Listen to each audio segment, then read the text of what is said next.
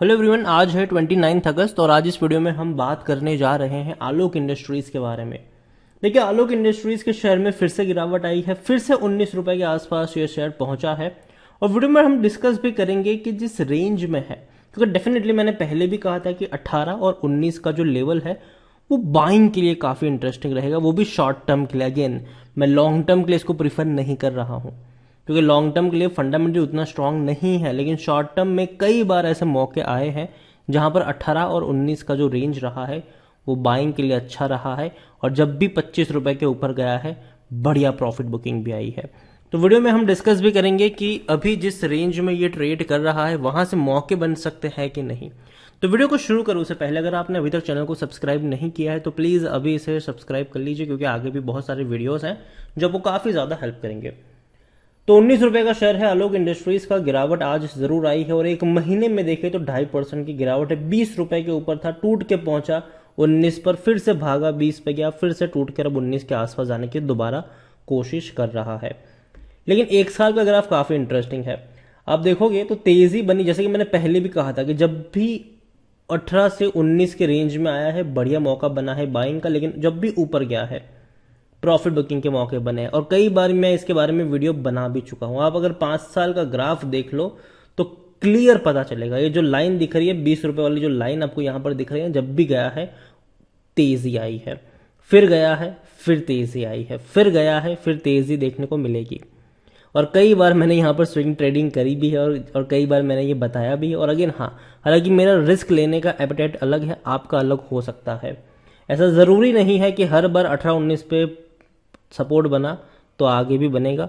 Market कभी भी पलट सकता है, तो वो भी रिस्क आपको ध्यान में रखना चाहिए, वो भी ऐसी कंपनियों में जो डेफिनेटली थोड़ी सी रिस्की होती है।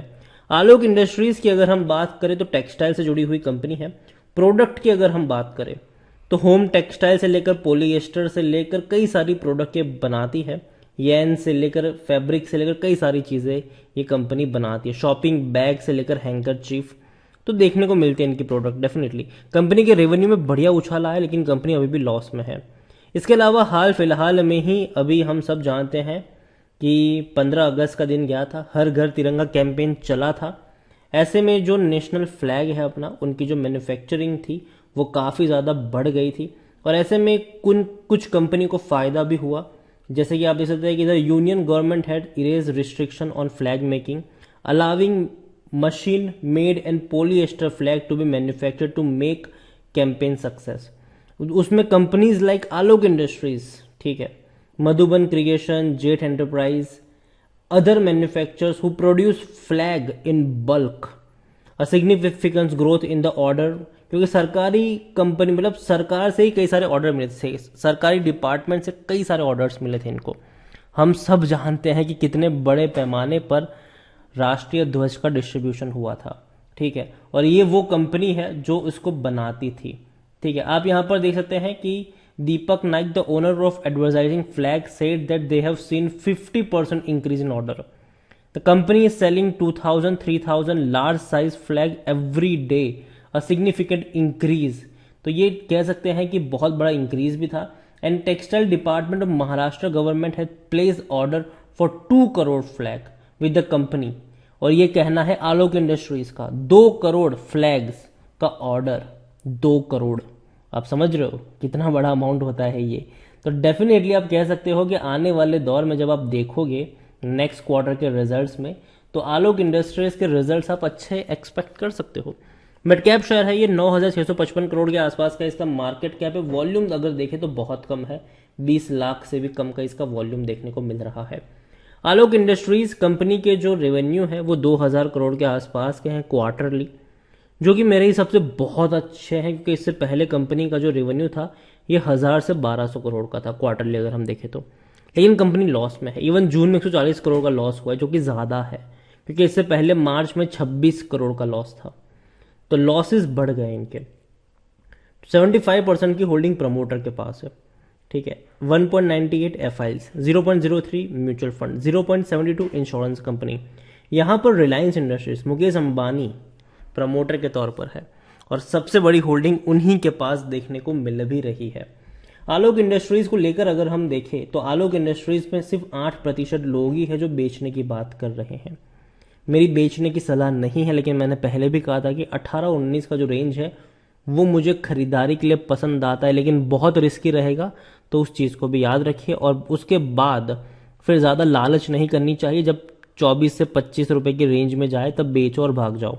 मैंने कई बार खरीदारी और कई बार बिकवाली करी है पहले भी, और आगे भी मेरा वही अप्रोच रहेगा यहाँ पर। लेकिन अगेन मैं कह दूं, बाजार अभी के वक्त में काफ़ी मुश्किल दौर से गुजरने वाला है, और हम सब ने देखा कि किस तरीके से अमेरिकी बाजार की हालत खस्ता हो रही है। हमारी भारतीय बाजार पर असर पड़ेगा उसका, लेकिन उतना बड़ा असर नहीं पड़ेगा। लेकिन हमें यह समझना होगा कि अगर अमेरिकी बाजार में दिक्कत है तो हम अपना बहुत सारा टेक्सटाइल का जो माल है वो भैया बाहर बेचते हैं, तो वहां से ऑर्डर में भी कटौती शायद आपको देखने को मिल सकती है। यहां पर अगर आप देखो तो इनके रेवेन्यू टूट रहे थे, ठीक है, टूट रहे थे, लेकिन 2022 में 7,300 करोड़ से भी ज्यादा का रेवेन्यू था। हालांकि कंपनी प्रॉफिट में नहीं है, कंपनी प्रॉफिट में नहीं है, लॉस में है। 207 करोड़ का लॉस था 2022 में, और अभी भी देखेंगे तो पहले ही क्वार्टर में 140 करोड़ का लॉस इसने दिखाया है। आलोक इंडस्ट्रीज को लेकर देखें तो खरीदारी करने का सही मौका है, क्योंकि शेयर ओवरबॉट जोन में कोई भी रेड फ्लैग नजर नहीं आ रहा है। लेकिन डिविडेंड की जहां तक बात करें तो कंपनी डिविडेंड तो पे कर ही नहीं रही है। 2013 में आखिरी बार पे किया था, उसके बाद कोई डिविडेंड आलोक इंडस्ट्रीज की तरफ से नहीं दिया गया है। आलोक इंडस्ट्रीज देखो डेफिनेटली अच्छी खासी holding promoter, mutual fund, domestic और एफआईएस लेकर बैठे हैं, और रिटेल वालों के पास भी 15.95% की होल्डिंग है। अदर पार्टी 6.33% की होल्डिंग लेकर बैठे हैं। एंड ऑफ द डे यही कहूंगा कि कंपनी उतनी अच्छी नहीं है कि आप एक बहुत बड़ा इन्वेस्टमेंट करके बैठ जाए। लेकिन अगर आप चार्ट देखोगे इसके प्रीवियसली तो एक चीज समझ में आती है कि जब भी यहां पर पहुंचा है, ये 18-19 के रेंज में जब भी पहुंचा है, खरीदारी के मौके बने हैं। और सरकार भी टेक्सटाइल इंडस्ट्रीज पे काफी ज्यादा फोकस कर भी रही है। सरकार इंसेंटिव भी प्रोवाइड कर रही है, और आने वाले दौर में डेफिनेटली इनकी ऑर्डर बुक जो है वो बढ़ती हुई नजर भी आ सकती है। और मुकेश अंबानी भैया प्रमोटर के तौर पर है, बहुत बड़ी क्वांटिटी है। एक खबर यह भी है कि आने वाले दौर में अगर रिलायंस रिटेल आ जाएगा तो इनका क्या होगा। तो देखो अभी के लिए उसके बारे में कोई अपडेट नहीं है, लेकिन अगर रिलायंस रिटेल आ भी जाता है तो भी आलोक इंडस्ट्रीज चलता रहेगा, उनको कोई इतनी बड़ी दिक्कत नहीं होने वाली है। तो अभी के लिए इतना ही कहूंगा कि खरीदारी करी है तो पहली चीज बने रहो। लेकिन जहां तक बात है फ्रेश बाइंग की, डेफिनेटली अगर ये यहाँ से 1-2% और टूटता है तो मौके यहाँ पर जरूर बन सकते हैं। लेकिन एक चीज याद रखिए, बाजार की हालत उतनी भी अच्छी नहीं है, तो बहुत बड़ी क्वांटिटी नहीं खरीदनी चाहिए। खास करके ऐसे रिस्की कंपनियों में थोड़ी बहुत क्वांटिटी रिस्क के हिसाब से अगर आप चाहें तो ऐड कर सकते हैं। वीडियो को यहीं पे एंड करूंगा, पसंद आया हो तो लाइक करें, शेयर करें। चैनल पर अगर आप पहली बार आए हैं तो प्लीज सब्सक्राइब करें, और आलोक इंडस्ट्रीज के बारे में आप क्या सोचते हैं वो भी आप मुझे कमेंट में लिखकर बता सकते हैं। Thank you.